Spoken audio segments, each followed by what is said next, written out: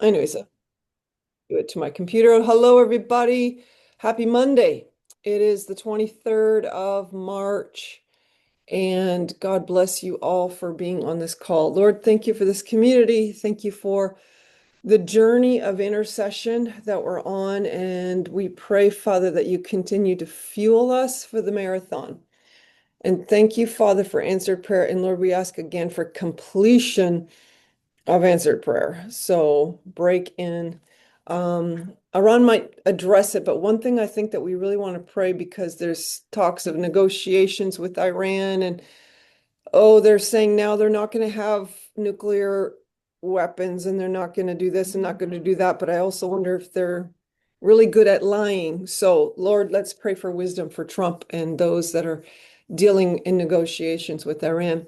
But Aran, do you want me to start with the clips or would you like to chat first? You go ahead. Let me know. Let's start with the videos maybe. Hi Okay. everybody. Okay. Good. Thanks for joining today.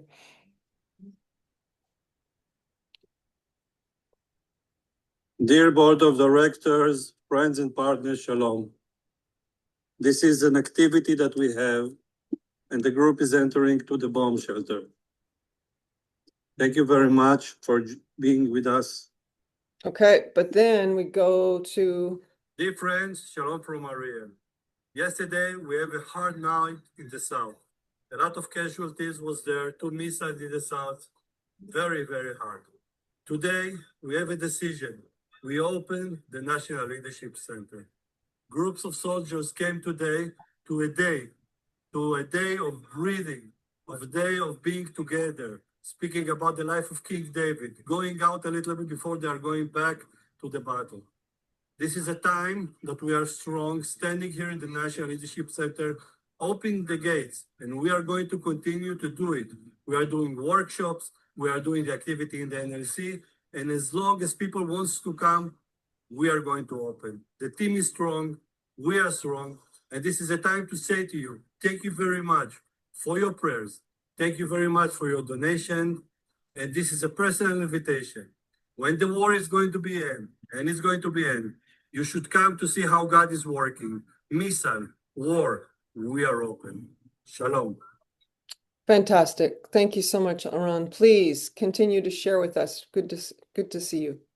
Thank you very much, Patricia, and great to see you all in this afternoon. I hope that it's going to be a quiet afternoon, at least in the next 30 minutes that we are going to be together. Um, Yes, we opened the National Leadership Center under attack, under war, and it was very, very challenging day for us, under the stress. And I would like to take you to another minute that it was in the middle of the day there, and then we can continue. So if you can see that. Yep. Can Dear see. Board of Directors, friends and partners, Shalom. This is an activity that we have, and the group is entering to the bomb shelter. Thank you very much for. So this was the moment that I was very stressed. We have three of them, so think about that. The people, and I see a lot of you that was in the NLC. Think about that. People that was in the high ropes activities. We have 7 minutes to take people down and to bring them to the bomb shelter, which is a bless that we have a bomb shelter that we built, thanks to the Judge Israel Board of Directors. And it was very stressful day because we have three like that in the day. So think about me standing there and praying to God, and the team is we was ready. It was like an operation. We brought three cars that was waiting for the people, and each time that there was going down, we took them by cars to the not to lose the minute. But in the end of the day, when we did the conversation with them, the debrief, I thanks them for coming to the National Leadership Center in that day. And the officer that was in charge came to me and said, "Listen, Eran, I don't know you, but I want to give you a hug in the name of all of us as soldiers that fighting in the front. Thank you to bring us to the house of hope. This is how we call the NLC. And for me, all the stress hours from 8 o'clock in the morning when they came until 6:30, when they left, for me it was such a amazing moment that, sometimes when you are stressed, and then it's ended, so you are feeling it's more than a relief. It was not just a relief. It was like understand that what we are doing is so critical, and the decision before opening the NLC the day, as you can imagine, it was a very hard weekend for us here in Israel. But for me, it was on top of that more hard, the decision if to open or not. These people was driving more than 1.5 hour, 2 hours to came to the NLC, so they have 2 hours to be on the way, 2 hours to be back, 8 hours in the NLC, and all these 12 hours I was very stressful. And part of that is because the reality that we know, and I don't like to speak in numbers, but I think numbers can reflect to you. And thanks, Racheli. We prepare to you the daily report that we have in Israel every day. And if you can see this slide, which tell a little bit about the story, and it's not just about being stressed, it's about facts. So I will take you to the things that I think it's influenced us here that living in Israel. And you can see that it was from the beginning of the war, it was 69,726 sirens in Israel. Think about it in the Wow. last days.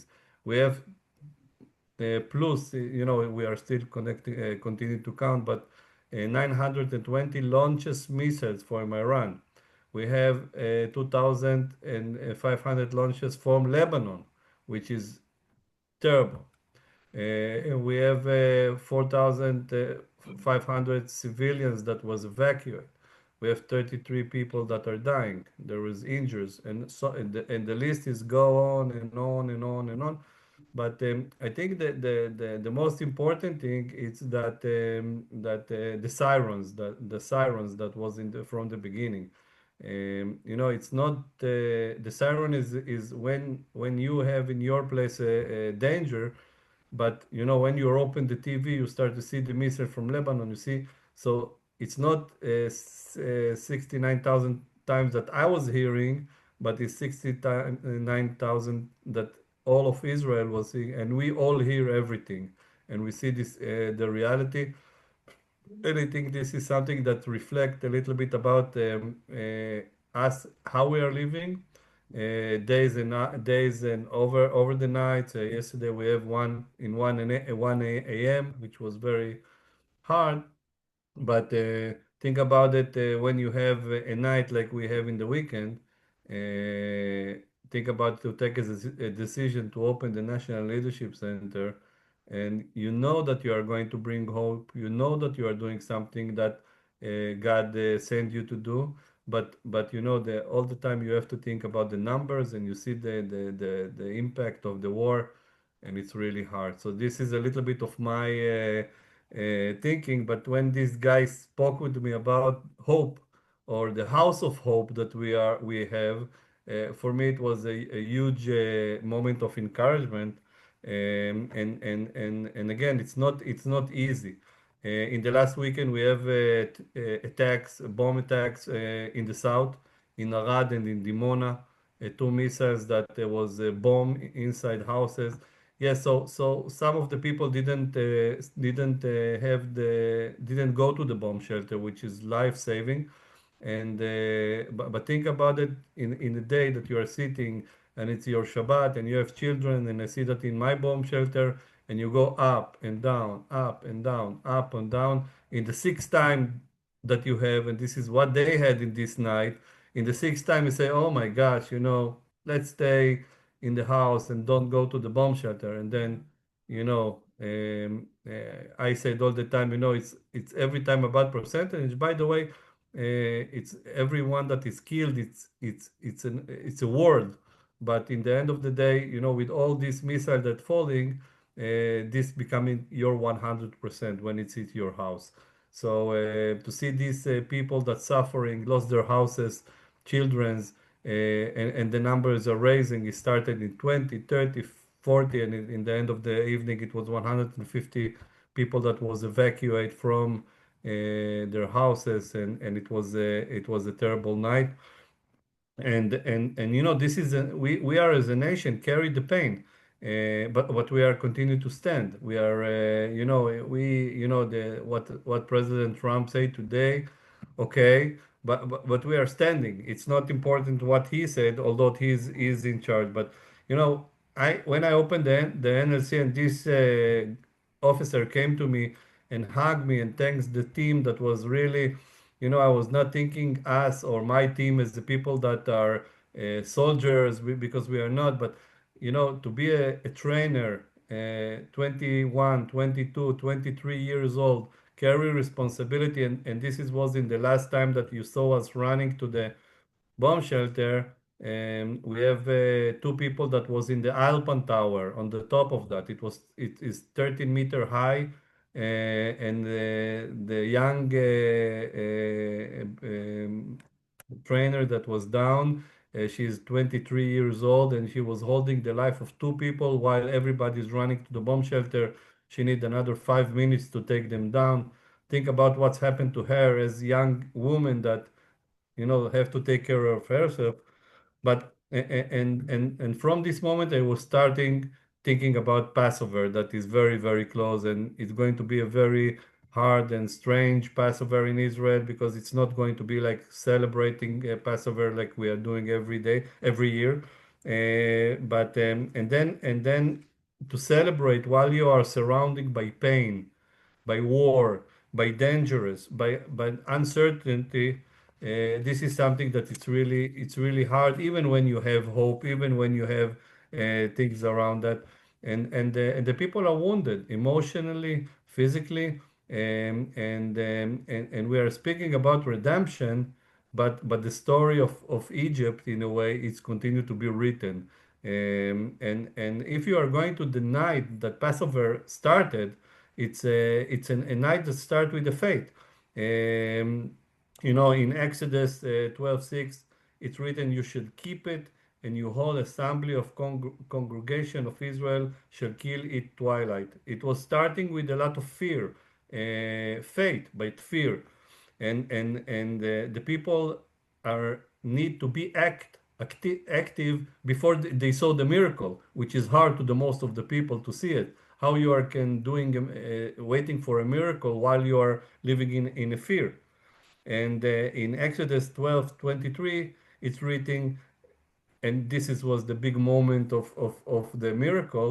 The Lord will pass over the door and will not allow destroy to enter your houses to strike you. And this is something that I'm praying all day and all night, that this thing is not entering to our home. This missile are not going to kill our friends, family, and civilians of Israel. But I know that there is protection even in the darkness, night, and fear.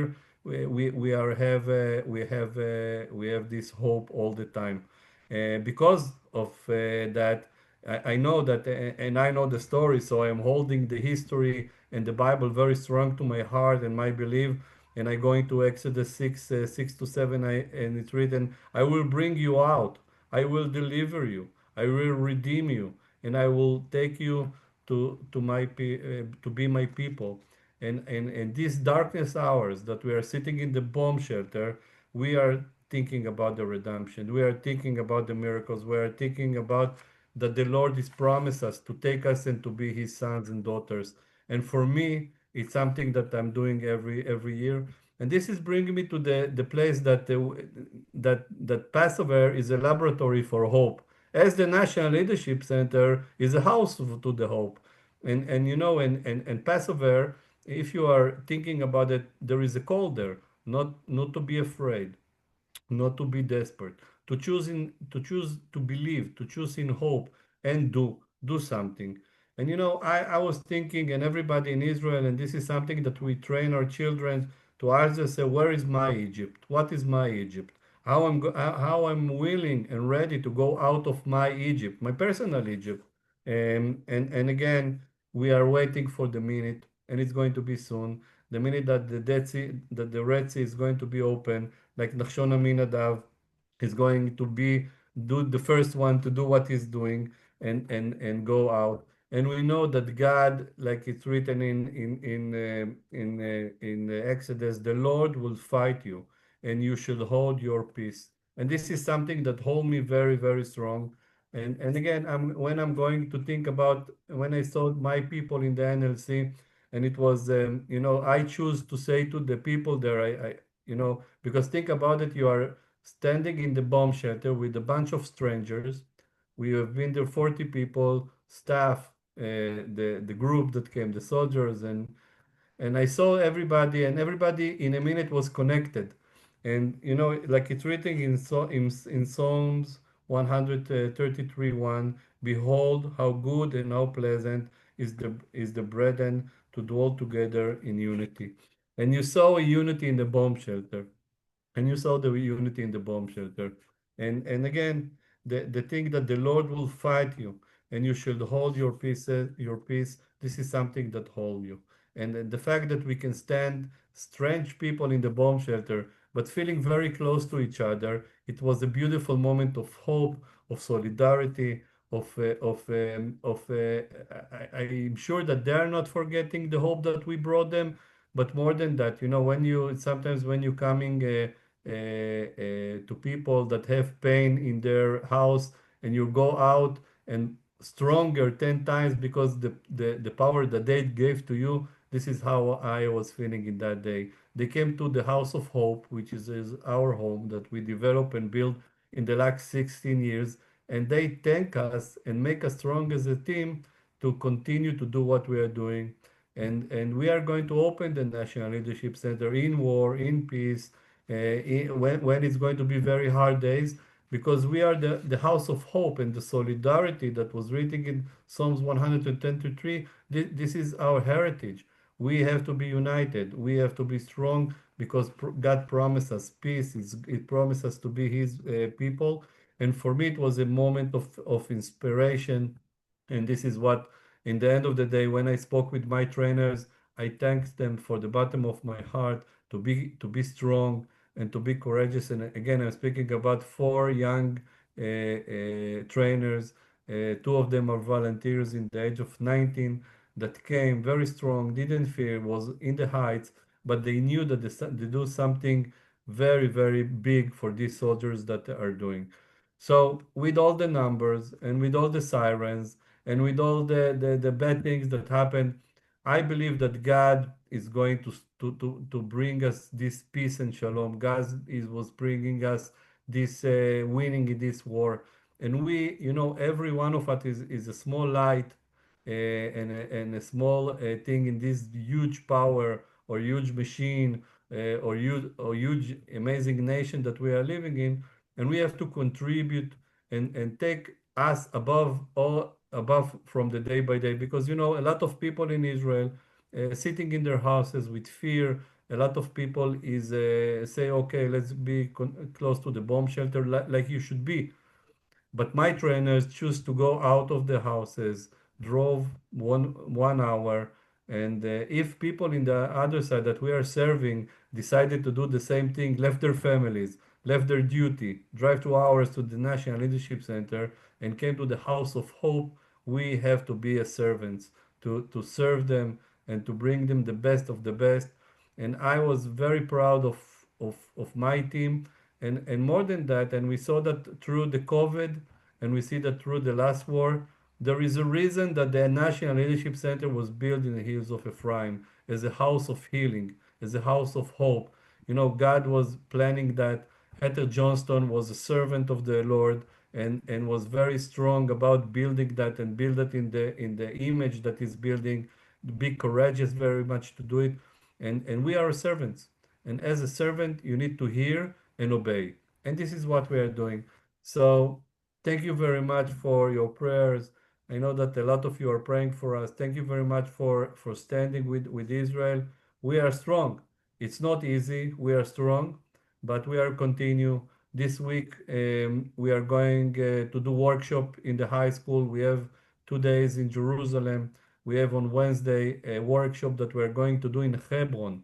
It's like somebody from Hebron called me yesterday, said, Ran, listen, my children are in fear. They're very unlocked because it's not high schools, the education system. Please, can you come to Hebron to do workshops for them? I heard that you have a leadership program. So guess what? Mm, Of course, we are going to come, and me and my team are going to Hebron and serve these young people that are there. And it's not fun. The people that in the call was in Hebron, some of you, it's not fun to drive there in the night. But there is bigger mission than our convenience area. And we are going out of the convenience area and to choose to lead by faith, with grace, with a lot of trust that this war is going to end and we are going to be there for the people of Israel. So thank you very much. amazing. Thank you so much, Aran, for that beautiful overview. And we want to continue to really target National Leadership Center, Jerusalem Leadership Institute, Aran, Raheli, all the team in prayer. What an incredible light. I want to mention, he mentioned Heather Johnston, who really had this vision to start these organizations. And she had this encounter with God very clearly a couple days ago about Second Chronicles 20, which we know as the chapter of Jehoshaphat and the far outnumbered battle with Moab and the Ammonites. And bottom line, she really feels like our prayers, even this week, should also focus on the enemy attacking each other. If you remember the story, like Jehoshaphat sets his face to seek the Lord, proclaiming a fast, gathering everybody to seek God, reminding the Lord, it's really great about who he is, reminding yourself about who he is. And then we know not what to do, but our eyes are on you, such a classic line, the dependency on the Lord. Then the prophet says the battle is not yours, but God's. The battle belongs to the Lord. And then Jehoshaphat and the people bowed down, worship the Lord, believe the Lord, you shall be established, believe his prophets, and you shall prosper. The prophetic people use that as the verse of 2020 vision, Chronicles 20, verse 20. And then the enemy did destroy one another. It's called the Valley of Baracha. Arana might be butchering that, but the Valley of Blessing. And I want to ask you, so we want to keep praying for that. We want to also keep praying that the enemy would turn on itself. Aran, as I understand it, I could be wrong, but I think the percentages of Israelis who are supporting the war in Iran, even how inconvenient it is for you, and you're all tired of war, as you were giving these statistics, really many say this is just the war began on October 7th. It really hasn't stopped. There's been a few reprieves, but it's ongoing. But what are your thoughts, or what do you think are the Israelis' thoughts of negotiations? Like, I'm assuming, but I could be wrong, are the Israelis like saying, wait, we want this regime out, or are they just weary and willing to negotiate to keep in the present regime and say, okay, if you're not going to have nukes, if you're not going to, you know, bomb us anymore? What are your thoughts on that? So first of all, I think that most of the Israelis support the war, and I think this is also Prime Minister Benjamin Netanyahu say all the time, and all the leadership in Israel say that the strong resilience of the people of Israel, this is what allowed the IDF and the decision makers to continue the war. People are it's again, it's not fun to go 5, 6 times, seven, whatever, Mhm. at night to the bomb shelter. But people are strong. Think about it, a night after Shabbat that you are going back and forth to the bomb shelter Sunday morning to come to work. It's terrible. But most of the people are support. Most of the people now understand a little bit more about who is the Irans, who is this devil of regime. Most of that we know that by headlines. We understand that it's not good people. We understand that of course it's not democracy, and we're speaking about vicious people. These people was killing 35 or more thousand people from their own people. It's not about nice people that are taking care of their people. It's not important. So this is that I think most of the Israeli, including me, understand now that this regime have to move. I think that most of the people are wants that this war will end, but most of the people in Israel wish that the results are going to be very clear. I don't know that if the regime is going to be out because of what's happening. I'm not sure that the nuke is going to be out, but I know that people understand now in Israel that they are support the government and President Trump that is going to bring the best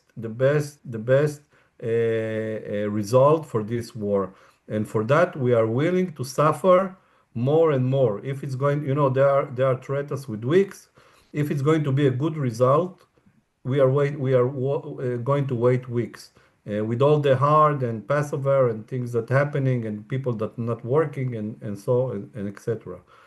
Most of the people support and give their support to a good end to this war, even if it's going to take more time. If we are realistic, it's not going to be very easy, and Mhm. it's not going to be 100%. But what we saw, by the way, with Hamas in the war and with Hezbollah, and now we see with Iran, they are measuring their steps in a different thing from Western people. They have time. They don't care about killing their own people. If a regime killing 35,000 people in demonstration, why is caring that the U.S. government and U.S. IDF is killing their people? Right, This is right, one. Second, they have time, and this is something that you see from Muslim perspective. They have patience. They have time. right, We right, want to right. finish. They said you want to take another month. Take another month. It's not important for them. Important for them is to take off the big devil and the small devil, which is the U.S., United States and America. So I Wow. think that most of the people support for a good result and wait and have patience to wait for that. Yeah. What is Thank going to be in the end? Who knows? I think that's a big thing right there is sadly the American public are very impatient when it comes to this war. Like get it over quick. Wow, thanks for that. Prayer points. Raheli, did you have anything you want to say? We love you, Raheli. Raheli's his very able assistant. Go Hi, ahead. Patricia. No, thank you. I am just listening and Okay. holding All on right. to what Eran needs. All right. Well, we love you guys. You're amazing. Okay, Sharon, please.